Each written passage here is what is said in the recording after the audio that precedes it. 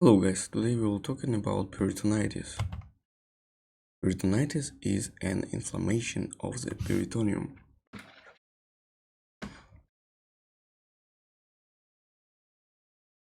How you see in the picture, peritoneum it is the layer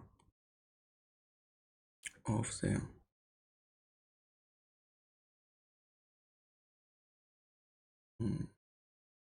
inner layer of the abdominal wall and upper extra layer of the organs. Yeah, and we have two layers: the peritoneum visceral, yes, what is near the organs, upper extra the organs, and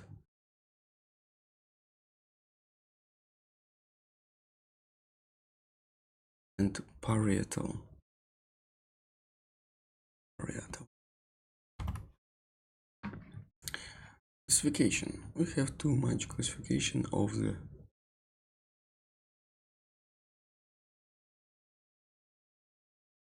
peritoneal cavity and of course of the peritonitis. First of all, we have two types of peritonitis: chemical, through the action of chemical substances, bile, urine, pancreatic juice, gastric content, and blood. Of these fluids are sterile. It can also be referred to as aseptic peritonitis. But what you need to understand, aseptic peritonitis not always leads a long time. And microbial peritonitis, through the action of microorganisms, bacteria, both aerobic, Escherichia coli, genus Proteus,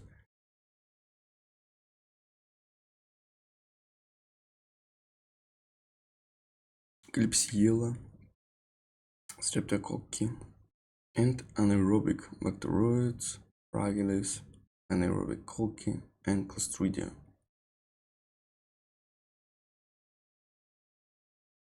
The next classification it's with time.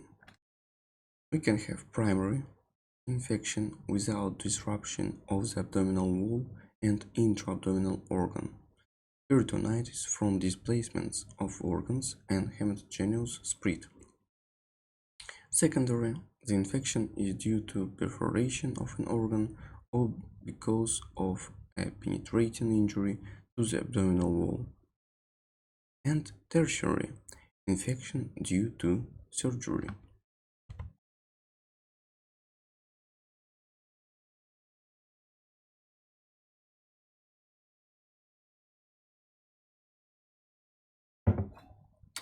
The next classification, it's a classification with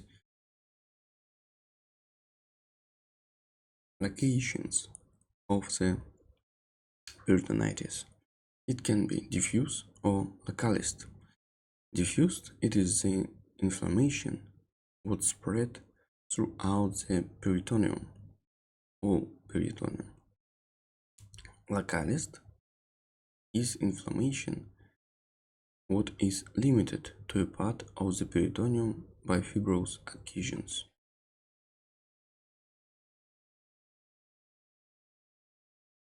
Few words about the causes. First of all, we talk about the primary peritonitis.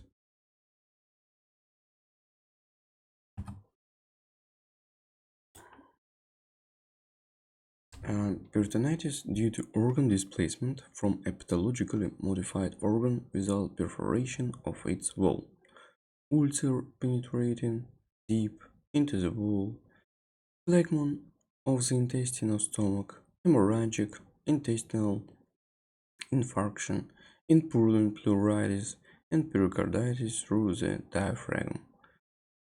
Metastatically by blood is generalized infectious disease and tonsillitis. What you need to understand that primary peritonitis is the real peritonitis. Secondary injuries penetrating the abdominal wall, stabbing, cutting, gunshot wound, postoperative infections, perforation of the wall of an intra-abdominal organ, inflamed, ulcerative, or traumatic. For example, appendicitis. Yeah, first of all, the primary there is the appendicitis, and just the secondary is the peritonitis, gastric ulcer, intestinal ulcer,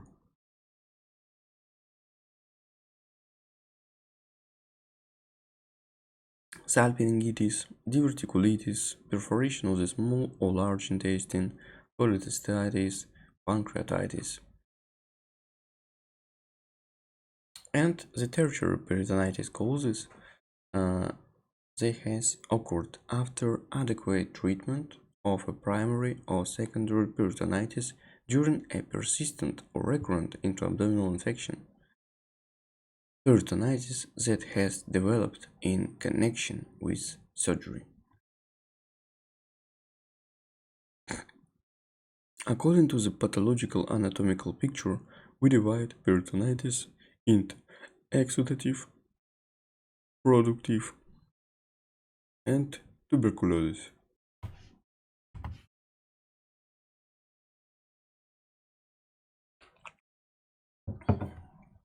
What different?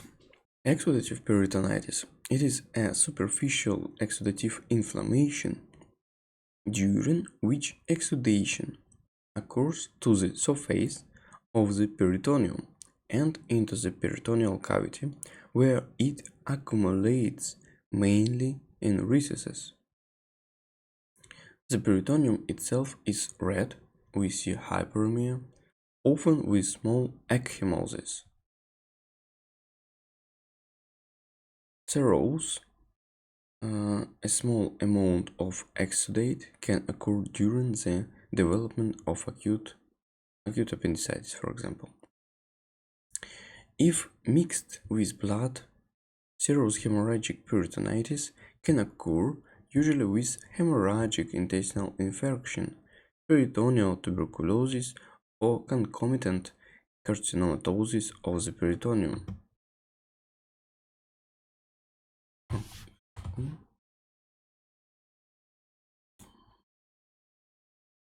In this picture, you see the fibrinous peritonitis. It is not a patient in a life, it is the patient in the pathologoanatomic search. There you see the lines of the fibrin and you see the layer of fibrin. Fibrinous peritonitis, the surface of the peritoneum loses its luster, the intestinal loops are glued together. The fibrin rapidly liquefies through the action of leukocytes and the inflammation becomes purulent in nature. Peritonitis fibrinous purulenta. Purulent, the most common form of oxidative peritonitis, is due to fibrinous inflammation or can be purulent from the beginning. Putrefactive, during simultaneous anaerobic infection of the intestine, during putrefactive processes in the intestinal wall. Stercoral peritonitis, during intestinal perforation, the exudated mixes with the intestinal contents and gases. Biliary peritonitis, when the gallbladder or bile duct is perforated by a concretion, bile is mixed into the exudate. This can also happen during organ displacement. It can present itself as aseptic serous fibrinous peritonitis in the case of sterile bile and purulent peritonitis in the case of infected bile. Urinous peritonitis, due to perforation or rupture of the bladder, more rarely due to rupture of the pelvis or ureter. urine is absorbed from the peritoneal cavity into the blood and uremia occurs. Yeah, you need to remember that peritoneum it is a buffer, and this buffer always won't take something out of peritoneal cavity, something what normally don't need be inside the peritoneum. Meconium peritonitis during perforation of the intestine in newborns. In cystic fibrosis, where the thickened intestinal content causes their obstruction leading to ileus and subsequent perforation. When pancreatic enzymes are released, a characteristic whitish necrosis of adipose tissue occurs, Belzer necrosis. Yeah, uh, sometimes we have the patients with pancreatic peritonitis, enzyme peritonitis, or secondary peritonitis.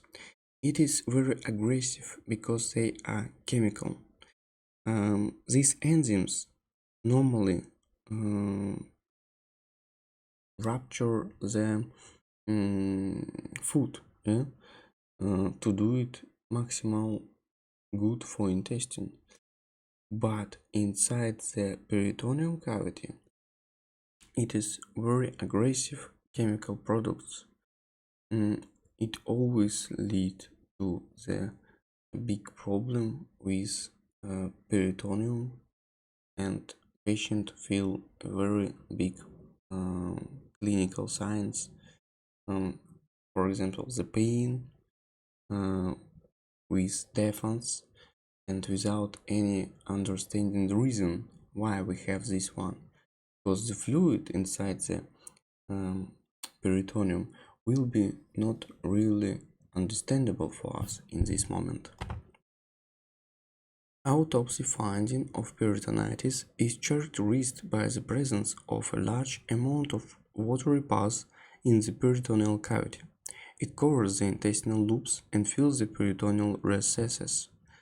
If it caused by intestinal perforation, the abdomen is inflated with gas content. Productive peritonitis generally occurs during the reparative phase of exudative inflammation due to the organization of the exudate. The fibrous organization of fibrin creates numerous adhesions, flat or stripped, in the peritoneal cavity between the intestinal loops or with the amentum and parietal peritoneum. Peristaltic movements can change these adhesions into vascularized fibrous bands that can cause strangulation. In the case of circumscriptive peritonitis, adhesions can encapsulate the abscess that can then become a reservoir of infection and can later collapse and lead to diffuse peritonitis.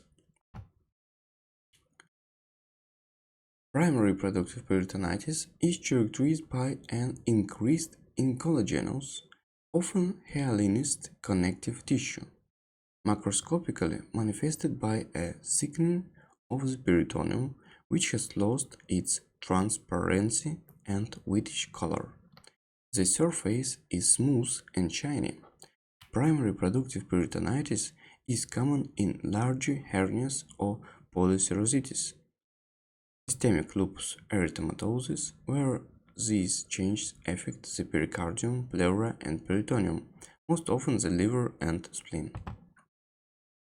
Tuberculous peritonitis, it occurs either during hematogenous spread of infection, miliary tuberculosis, or spreading through infected organs, tuberculosis of the intestine, fallopian tube, and nodes.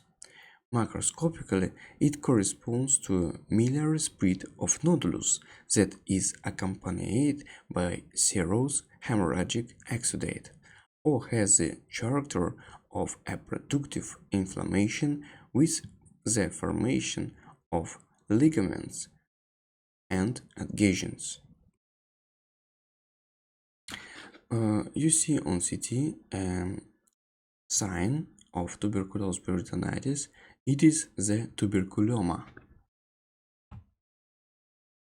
The pathogenesis of peritonitis. The defense mechanism of the peritoneum are mainly the presence of complement in the fluid and fluid circulation. It flows into the lymphatic nodes under the diaphragm. In the presence of a large number of bacteria, these mechanisms are not sufficient. Peritonitis develops mesothelial cells damaged by inflammation, release histamine and other vasoactive substances that increase the permeability of capillaries. This leads to the creation of exudative inflammation. The exudate contains a lot of fibrinogen. Peritonitis begins as a fibrinous inflammation, later associated with neutrophil infiltration, and the inflammation then turns into purulent inflammation, which coagulates into fibrin and delimits the inflammatory deposit. Other components of the exudate are complement and other absonins facilitating phagocytosis. Cementum is also an important defense mechanism, since it can seal the perforation of the organ or limit the infections and improve the circulation of ischemist organs with its collaterals. Bacteria present in the peritoneal cavity release toxins that are resorbed by the peritoneal surface. This can lead to general intoxication and shock from vascular paralysis. The cause of death is not sepsis. Bacteremia usually does not occur, but circulatory failure happened. A regular complication of diffuse bacterial peritonitis is paralytic ileus due to the action of toxin directly on the intestinal muscle and on the anatomic nerve plexus. For this I won't finish today's lecture. It is not a big lecture and there we have too much information. Please try to remember it and classify it on your brain. Have a good day guys. Bye bye. See you on the practice.